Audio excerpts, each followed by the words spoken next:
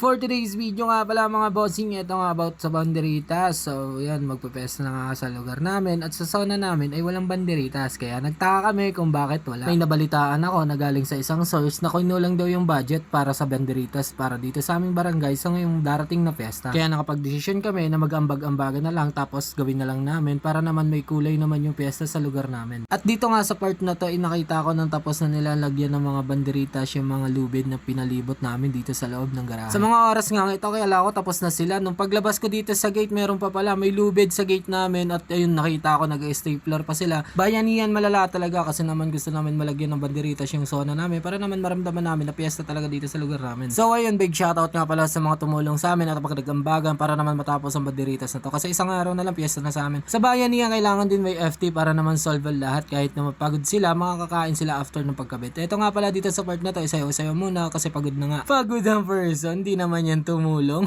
Dito nga guys sa part na to, kinakabit na namin para naman pag kinaumagaan makita nila may banderitas na sa zona namin para naman magandang gising nila, di ba?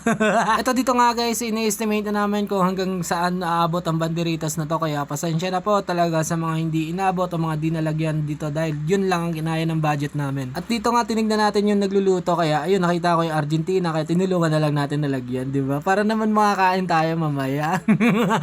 Para-paraan na lang talaga kukuha ka ng mga dapat na gawin para naman mabigyan ka na ng luto nila. So ayun, sasabihin nila, uy, bigyan niyo si Jello, tumulong yan, kumuha ng Argentina at nilagay sa ginigisa.